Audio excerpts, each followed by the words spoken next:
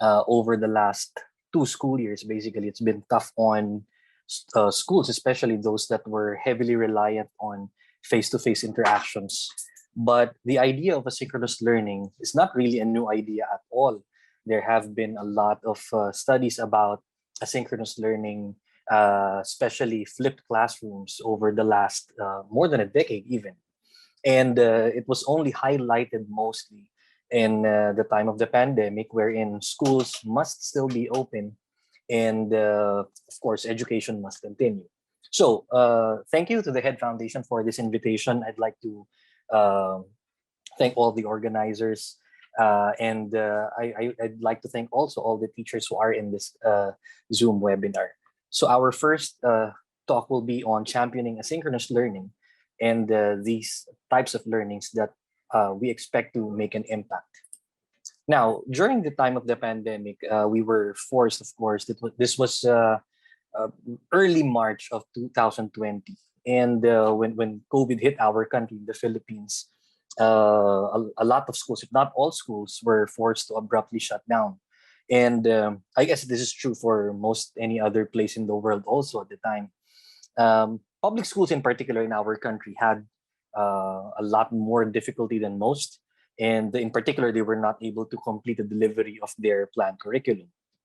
In our school, in the Ateneo, we were actually quite fortunate because at the time when the pandemic hit, our school year was almost was all but over. We were in the final stages. We were already implementing our final examinations when local lockdowns were imposed.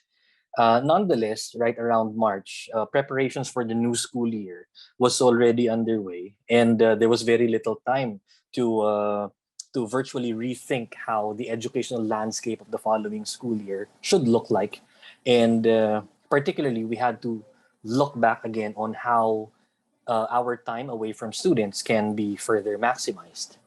Now, for this reason, we also need to reimagine our idea of the concept of asynchronous learning time. For instance, what activities must we be able to give our students? Are we using the time away from teachers judiciously? How do we split the time away from classes among all subject areas? Because of course there are multiple. And how do we decide which subject areas will take more time, will be given more time, will be given less time?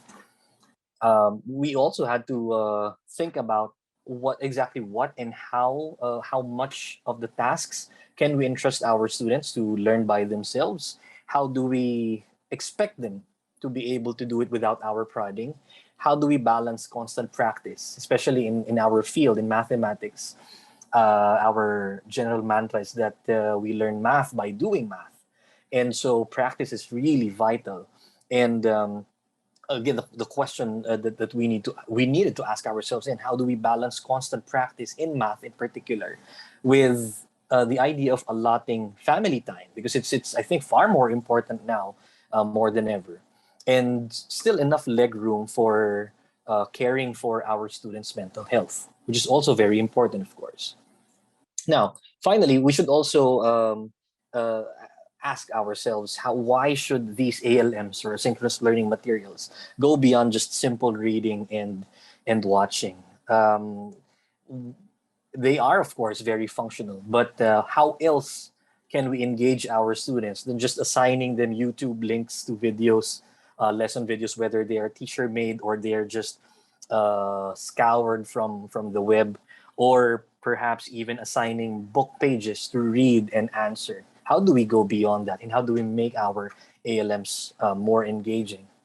Now, uh, throughout our experience in the grade 7 level, we found that ALMs that promote the following characteristics, namely increased interactivity, varied experiences, shared learning, creative thinking, problem solving, and discovery and conjecturing, as well as developing insight. We found that such materials that promote these characteristics not only are beneficial to the point of delivering the content, But our students, in fact, find it more engaging, more interesting, and we've seen how they've gone to develop this sense of independence in engaging with the materials. Of course, during the start of school year, you might not really expect them to engage it the way we want to, but little by little, when they develop that sort of habit, it becomes quite natural.